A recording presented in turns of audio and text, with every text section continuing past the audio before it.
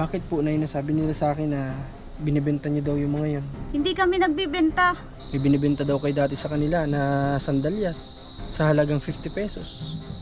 Ano po ba yung gagawin niyo sana sa pera? Bakit po ganun? Yun po sana. Hindi nila gustong siraan kayo. Sila yung mga nagsasabi sa amin, concerned lang sila na baka pwedeng maagapan namin kung ano man yung nagagawa ninyo.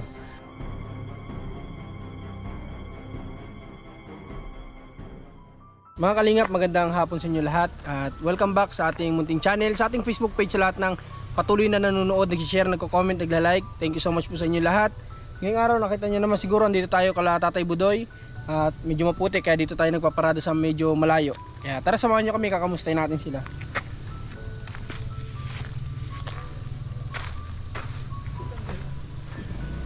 Oh, lubog yung motor oh. Opo. Ba, wala atang tao ah. Ay pala.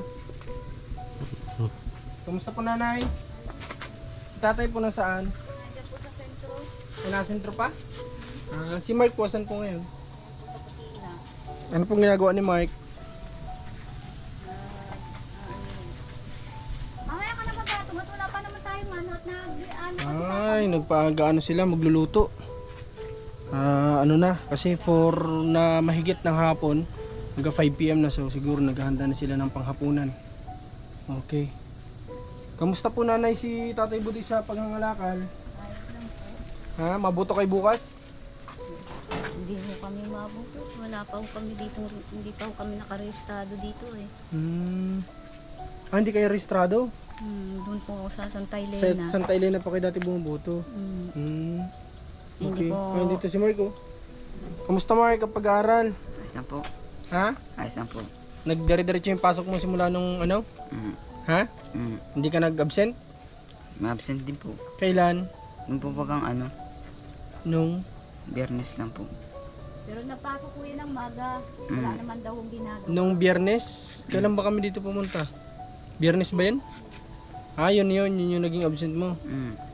Kailan daw yung balik niyo sa school? November 6 po. November 6. Okay, matagal-tagal pala yung bakasyon mo, ano? Opo. Kailan ba yung birthday ni Papa mo? November 6 din nga po. Yung pagbalik mo sa school, yun yung ano ni Papa Budoy mo? Opo. Nakakalungkot nga lang pong isipin at hindi nangyari yung pagpapagawa ng bike ni Papa. Sabi ko kahit man na sana pinagawa na lang Papa yung bike, may laking tulong na sana na sa'yo. Bakit ba hindi pinaayos nung nagsabi? Sino ba yung nagsabi na yan? Iyan po Iyan daw po pangalan. Wala Di pa nakita daw po. sweldo. Wala pa daw yung sweldo. Wala pa sweldo. Wala pa daw palang sweldo. Baka po nagkasweldo naman ito pa rin niya yung ano niya, pangako niya, ano. Yan yung ano din Mark na dapat Bukas nga po baka maganda bukas ang panahon po masama ko kay Papa. saan sa pangangalakan. Opo. Okay. Noong nakaraan mga kalingap, nakita ko sa Tatay Budoy ay naglalakad lang siya sa medyo may kalayuan yun, bandang Mataki, barangay Mataki, medyo malayo din yun dito. So sabi ko nga, tinigilan ko po ng sasakyan, sabi ko ba't siya naglalakad. Alam nyo ba yun na naglalakad si Tatay Budoy? Opo. Na-aksidente ho yun. Na-aksidente saan? Nasagi ho ng motor yun. Kaya may sugat yun dito sa tuhod at saka masakit ang binti noon. Pinipilit lang niya maghanap buhay at saka yung braso niya masakit. Na-aksidente pala. Nasagi ng motor. Gusto ko nga isang araw po sa mama ayaw po kung pasamahan ang isip po wala daw kasama si mama. Sabi ko, kaya naman yan ni mama. Kahit kung tayo bagang dalawa nagtutulungan. Gusto mong tulungan sana talaga si Papa mo. Opo. Si Tatay Budoy lang yung may ayaw. Kahapon naman nadulas yun. Kasi nangangalakal si Papa mo ngayon na tag-ulan, ano? May mga kalsadang malumot, may mga kalsadang maputik. Kahapon na. Saan si Papa mo na aksidente? Hindi ko nga rin po alam kay Papa. Sa Binawangan daw yata yun. Binawangan. Katabog naman. Yun daw yung nasabi ng motor. Baka hindi nito. Daw ng 20 pesos, pambili daw ng gamot. Humingi naman ng sorry yung ano. Ay sabi naman ni Unaday, pasalamat 20 ka. pesos? 20 pesos, pambili daw ng gamot. Grabe. Ay sabi ni Unaday, okay lang po yun. Pasalamat kayo, wala ako nasa YouTube ako. Kung wala ako sa YouTube, dali kayo sa akin. Sabi yung ganun. Sabi ni Tatay Budoy. Ay, sabi ko kaya, may Baka naman po, hindi ni Tatay Budoy napansin ka kasi garilyo. Hindi po, napansin po niya, nagmimerienda sa tabi. Sabi, nasa tabi na nga ako. Nadali pa rin. Nabundol pa ako. Tatanga-tanga yung motor na yun ha. Sabi ko, bayaan mo na. At yun ay hindi naman siguro sinasadya. Hindi nga sinasadya at may kasalubong daw na isang motor. Iniwasan niya, siya ang nadali. Pero grabe naman kung 20 pesos lang yung binigay. Anong gamot mabibili nun? Paracetamol. Mark, halika Mark dito. Ayan, may sadya ako sa inyo kako dito pumunta. Opo. Excited si Mark ah. Kala yata ni Mark good news. Natutuwa lang, lang ako, parang natatawa po, may naisip ako. Okay. Mark, nagpunta kami dito Mark kasi may nagpunta sa bahay kanina umaga na hindi ko na lang papangalanan. At pang ilang taon na ito kasi na nagsabi sa akin siguro pang 4 na nakasaksi din sa inyo, sa buhay nyo na magmula pa daw nung sa mga packages na dumating sa inyo hanggang sa mga bigas na dinadala ko dito sa inyo. Bakit po na nasabi nila sa akin na binibenta nyo daw yung mga yun? Uy, Diyos ko po, kahit po isang beses po, hindi kami nagbibenta. Sino man daw kaya yun. Ang totoo yan, andyan lahat ng gamit na namin. Hindi namin ibinibenta, nasa bag na malaki. Kahit yung kalit-liitan na binigay po sa amin, pinasasalamatan ko nga yung mga nagbibigay po sa amin at mas para sa amin, napakalaking blessing po. Andiyan pa nga po, ubos na nga po yung sa sakong bigas na binigay niyo po sa amin. Di man lang po namin binigay. Okay, ganito kasi yun Mark.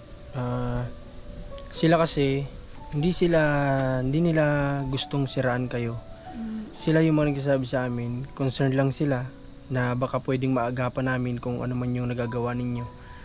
Kasi Nanay Glyza may nagsabi sa akin dati na nagbenta din daw kayo ng halos di ko alam kung ilang yun ng bigas dun po sa tinatawag pinapangalanan nila na si ano pangalan doon? Unon yata. Yun, si Kuya Unon. Nagbenta daw kayo dun ng bigas dati. Ay, wala ko kami pinagbibenta. Tapos meron daw kayo dati yung ibinigay sa inyo na sandalyas, ibinibenta nyo daw sa halagang 20 pesos yata o 50 pesos. Ay, wala rin po kaming alam diyan. At ang ibinigay nyo po sa aking sandals na bago, ay sinuot ko pa ho yun ng pagsamba ko. Nagustuhan po yun ng pamangkin ni Unad. Sabi niya sa akin, tawag ba dito, sabi ng pamangkin niya, baka naman meron si Tita Glyza ang pwede kong gamitin sa graduation. Eh sabi ko, sige. Pinakita ko nga yun sa chat doon sa pamangkin niya, o gusto mo nito? Sabi, oo at tita, sa akin na lang yan. Sabi ko, sige, sasabihin ko muna kako ito. Okay. So nanay, kami naman po, labas na sana kami kung ano po yung ginagawa nyo sa mga binibigay namin. Pero nga lang po, ang nahihiya po ako dun sa mga taong nagpapaabot sa inyo na hindi nila alam kung ano po yung nangyayari. At ito po kasi nanay, malalapit na din, kumbaga meron pa ako na malapit na tao din sa akin na nagkwento na kumbaga po nanay, ang pinagbasihan ko po kasi kung isang tao lang nagkwento sa akin, siguro ignoring ko yun o baka hindi ko paniwalaan. Kaso nga lang po 4 na tao na po ito na yung isa nagsadya pa sa bahay kung alam ko daw po ba yung nangyayari na ganito sa inyo na ginagawa nyo. Sabi ko wala akong alam, pero pang-4 ka na nagsabi sa akin. Ibig sabihin ko hindi ko nakikita na aktual, wala akong nakikita, pero pang-4 ka na nagmamalasakit sa amin na tumutulong para dito sa inyo nga, sa pamilya nyo. Ikaw ba Mark, ano ba yung nangyayari na ganito na sinasabi nila? Diba sabi ko sa inyo, gusto ko lang kung ano yung totoo. Mas mabuti sa akin kung ano yung totoong lalabas sa bibig mo. Sa'yo ko tatanungin, mas matutuwa pa ako. Nakagas na rin po tako kay Mark. Ha? Nakagas na rin po tako para kung yung utak ko.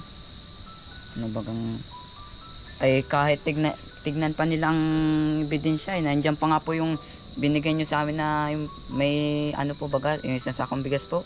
Nandiyan pa nga po. sako na lang nga po, di po namin yung binibenta. Tagal na rin na Bigas daw po parang- baga binibenta namin kay Mark. Hindi lang bigas, magmula daw doon sa mga packages na dumating sa inyo dati, binibenta nyo daw yung kagaya ng mga sabon, Uy, lotion. Ayan, hanggang ngayon pa nga po yung toothpaste pong binigay niyo sa amin. Andiyan pa po. Madami pa pong laman. Kaya lang, hindi lang naman kasi yung toothpaste yung dumating sa inyo. Maraming, kasi ilang package ba yung dumating sa inyo noon? Bali dalawa po. Bali dalawa, yung isa yung malaki, no? Okay. Sa totoo lang po, Nanay, Mark, wala naman na po kaming ano doon. Wala na kami kasi binigay na po yung sa inyo eh. Kayo na po ang bahala doon. Kaya nga lang po, ang sa akin lang, sana po matuto po tayo na pahalagahan yung mga bagay na binibigay po sa atin. Maliit o malaking bagay man yan o material na bagay. Galing po sa puso nila yan ay ng mga nabibigay po. Yan po ay nag-effort po sila niyan. Grabe pong effort. Hindi po madali magpack ng bagahe. Kasi kami po, naging abroader din kami. Yung mga gamit namin, yung pinapackage namin sa Pilipinas. Napakahirap, pagod, puyat, yung ilalaan mo para lang makapagpapackage ka. Kaya nga po gusto ko sana, nung nalaman ko po yun, nasabi ko, siguro confirm na ito kasi pang-apat na po ay na nagsabi sa akin. Kaya sabi ko siguro confirm talaga na totoo itong nangyayari. At meron din po na taga dito lang, malapit sa inyo, na siya mismo daw na pinuntahan nung na may binenta nga daw kayo sa kanyang bigas. At ang sinabi naman po niya ay galing nga siguro sa amin kasi kami lang naman po yung nagsusupply sa inyo. ay wala po kaming binibenta kahit anong item. Kasi sabi ko nga sa asawa ko, lutuin na lang natin yan kaysa natin. Ay, sabi, Okay, ganito oo po, nga. Nay.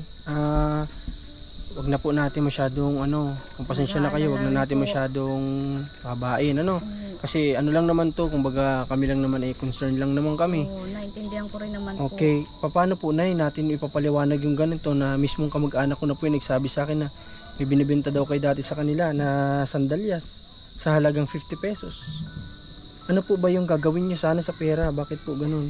Yun po sana ay ibibili ko sana ng gamot. Ay kaso sabi ni nanay, maluwag sa akin.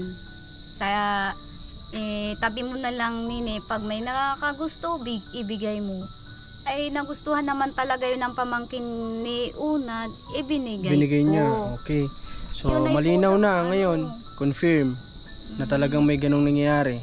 Pero, Sa akin lang naman gusto ko yung totoo po baga. Sabi paulit-ulit po ako na dapat yung totoo po yung sabihin pero natin. yung iba talaga dyan, andyan lahat yung binigay niyo sa akin hanggang doon sa package, yung relo, andyan iniingatan ko hanggang doon sa binigay ni ni Commander na sandals na Kasi Nay, ni pasensya ka na, Nay Glyza. Ganito po Naiintindihan kasi, ko Nay, nung pagpunta kasi namin dito, nung pagdala namin ng package, siguro 3 days before or 4 days ago, pagbalik ko po dito, tinanong ko kayo nasan yung sabi nyo ay nagamit nyo na yung mga dilata, ganyan. Oo, Ang dami po noon, kaya po ako nagtaka, bakit naubos ka agad ng ganong kabilis? Ang dami-dami po noon na mga dilata na yun, na mga pagkain, ang dami. Pero 4 days ago, pagbalik ko dito, sabi nyo, si Mark yung tinanong ko nun, sabi ni Mark, yung nga nakain nyo na. yung iba Nagtaka po ako bakit ang bilis, pero inignore ko po yun. Kasi Yung iba okay lang talaga. naman, baka nga kinain nyo nga talaga o mabilis nyo naubos. ang sa totoo lang sa mga nagbibigay po sa amin, sa sobra na rin po sigurong kasabigan din po namin sa pagkain, nauubos po talaga yun. Totoo yun, nauubos namin yun. Hindi naman po yun namin binibenta kung kani-kanino. Kasi para po sa amin, yun ay biyaya po yun sa amin. Bakit ko ibibenta? Para naman ako niyang hindi ko pinapahalaga ng bawat bigay ninyo po. At saka yung mga pagod din ng iba, pagod nyo nung pupunta rito. Sa totoo lang ho. Pero Nay, ito, bakit kaya paano kaya nila nasabi yung mga ganung bagay? Bakit 4 na person po o 4 na tao yung nagbigay sa akin ng information na gano'n na nakita lang naman nila ako accidental, hindi naman nila, yung 3 hindi yan ito sinadya, hindi sila pumunta sa bayo, accidente lang na nakasalubong ko sila at nasabi sa akin na Marcos, nga pala, alam mo ba yung nangyari na ganito doon kala Nanay Glyza? Kasi nakita lang naman namin, kami lang naman, hindi kami wala kaming intensyon na siraan sa iyo, si Tatay Budoy, kasi deserving silang matulungan. Kaso nga lang nakita lang namin na yung mga gantong bagay na binibenta, bigas, tatanong ko lang kung alam mo na yun. Sabi niya sa akin. So, pang-apat na po kasi na tao. So, sabi ko, mas mabuti siguro, pumunta ako dito sa inyo at kayo ang kausapin ko. Yung grocery nga na ibinigay niyo, pinagtiyagaan na namin talaga at kaysa naman masayang, alangan naman pansit. Yun, niluto namin yun. Ilang beses na kami nagparaluluto noon. Sabi nga nung sa totoo lang, nagbibigay din kami dito sa matanda, luto na. Hindi kami nagbibigay ng hindi Yan lang naman matanda na yun, nagbibigyan namin sa totoo lang. Okay po. Ikaw, Mark, sa tingin mo, bakit ba dumadating sa punto na ganun? Sino bang nag-aano sa inyo, si Tatay Budoy? Minsan din po, di ko rin alam nangyayari dito Minsan po baga nangangalakal ako. Hindi mo alam minsan yung nangyayari. Opo. So, minsan pero sa tingin mo, yung mga nangyayari na ganito, sino ba may nito, may utos Tatay Budoy o ano? Kasi si Tatay Budoy lang na may bisyo na pwedeng paggamitan. Ay, si Unad naman, sa totoo lang, kaya yun nalabas para sa kanyang sariling pangbisyo. Hindi yun kasi minsan tinatanong ko, malabas ka? Sabi, oo, wala akong Ang bisyo? Grabe naman yan. Malabas lang yun Parang nakakaano din na nagiging mindset na lang ni Tatay Budoy, lalabas siya para meron siyang pang bisyo. Kaysa Na naman daw, ang sarap sana pakinggan na lalabas ako para may pang allowance tayo. Yung ganun sana. Minsan din po, andun nga ako, nagdayo kanina, pagbalik dito, may dalang bigas, ulam. Sabi ko, saan galing yan? Ay, nabili ako. Sabi, ganun ayos lang kayo rito. Sabi ko, oo, ayos man. Sabi, yung pera. Sabi ko, andun kako sa cellphone. 200, nandoon sa cellphone. Tinatago ko ang pera kasi iniisip ko rin baga, maundras. Kailangan din naman namin kahit papaano magtirik dito, kahit papaano. Sabi ko, mapaalala lang doon sa mga namatayan naming kamag-anak. So, kahit hindi na kami pumunta sa Santa Elena. Okay po, nanay. So, ganun.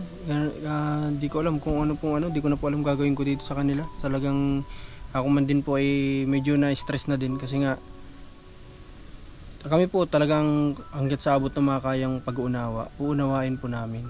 Kaso nga lang po bakit gano'n na pang ilang na po ito pang ilang tao na ito na pumunta sa atin. Hindi naman siguro sila nag-usap-usap kasi sa tingin ko magkakalayo sila ng tahanan. At pangalawa, bakit naman nila gagawin yun para lang makasira, di ba? So tsaka base naman sa pagsasalita nila na concern lang sila sa tumutulong. So, sa gagaya na sabi ni Mark, si Mark di ko alam dahil wala daw siya dito madalas. Hindi daw niya alam yung mga ganun na nangyayari. Oo. So, yun lang ang nasabi sa atin, umabot din daw minsan na may parang yung kalahating sakong bigas na ibenta, ganun. Doon nga daw sa tinatawag nilang si Kuya Unon. Hindi ko nakakilala yung Kuya Unon na yun kasi hindi, sa totoo lang, hindi kami talaga nagbebenta ng bigas sa kanya. Kung sino man siya, hindi kami sa inyo nagbebenta ng bigas. Ang totoo niyan, kauubos pa lang ng bigas namin, hindi kami nagbebenta ng kahit item. Kung sino ka man, lumabas ka man, kasi hindi kami napapahamak dito kasi hindi namin alam na ganun na palang nangyayari sa amin. Kaya pala ako parang kinakabahan ako. Pero na sa inyo din po nanggaling kanina, nasabi nyo, nasubukan nga ninyo magbenta ng sandalya sa halagang 50 pesos. Ay alam nyo po ba, magkano bili nung nagbigay sa inyo? Hindi lang 50 pesos, hindi lang 300, 400. Ibinalik din kasi sa akin kasi sinukat yun ni ate. Yun nga po na, ganito lang, wag po tayo magsalita na wala tayong binibenta kasi doon nga lang po sa isang bagay na yun, nasubukan po nating ibenta. Ha? Pasensya na po kung dala lang po kasi ng ko at nagkasakit talaga ako noon, wala man akong pambiling gamot. Kaya na sumubok ako kay ate. Pero ibinalik din sa akin na nagustuhan naman nung pamangkin ni Unad. Kaya Mas ipinadala mainam pa sa siguro akin. na sana inutusan mo si Mark, magpunta ka doon kay Kuya Marcos mo. Andiyan lang naman, open naman yung bahay namin. Eh, ako Kung sino nga, minsan nga may mga ibang napunta po dyan. Sige, ano natin, tulungan natin kung kayo pa kaya na tagal-tagal na namin kasama. Sa totoo lang, ito yung mga binigay sa akin nung Okay. So, nagpapakita Mark, sa akin. Ayan, nasakit ang ulo ni Mark. 12% lang.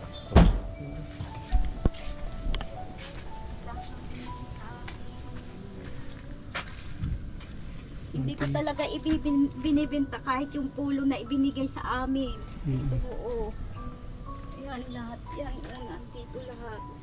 At kasi ayoko talaga magbenta. Sa totoo lang. Sige na po na, wag mo na po ilabas kasi hindi ko din naman po tanda ang mga gamit nyo. Andito po lahat yun. Hindi nyo na po Lampit kailangan- na malaki. Oo. Yung lampit na malaki. Saka yung tuwalya. Nandito lahat. Pati ito Pati yung sandal na yun. Kasi kahit ilabas nyo man po, di ko naman po tanda ang mga gamit nyo kung anong gamit ninyo. Kasi kami naman po kasi pag nagbibigay kami kagaya ng mga packages, basta po pinadadala dito, dadalhin lang namin dito. Sila na po ang bahala dun. Balik na rin tayo at yun nga yung sadya natin dito ngayong hapon kahit na pagod na din talaga kami mula pa kaninang umaga. Pero sabi ko hindi natin pwedeng palampasin na ito. Kaya laan kami ng konting oras para makabisita dito kala Nanay Glyza sa kala Mark. Dahil nalungkot lang ako sa nalaman ko na ganito na hindi lang naman kasi isang tao, no? Kagaya na sabi ko kanina, pang-apat na po ito. So wala naman po tayo ditong intention na ipabash sila Nanay Glyza kasi tayo po ay sabi ko nga po ang pinalalabas ko dito sa vlog natin kung ano lang po yung totoong nangyayari sa buhay ng binavlog natin. Hindi tayo gumagawa ng kung anong scripted na ano. So yun yung nangyayari sa buhay nila, so yun yung i-cover natin. May positive yan, negative yan, so ganun po. At yung mga manonood naman natin, syempre kanya-kanyang opinion lang yan, kanya-kanyang bigay ng opinion kung ano yung dapat nila Nanay Glyza na pagbago, kung ano yung dapat nilang gawin para maiwasan yung ganito, yung mga ganung bagay. So yun lang po, salamat at supportan niyo Marcos TV channel, Commander ni Marcos, at salamat sa cameraman natin na si Rans. So paggabi na, uwi na rin kami. Salamat po.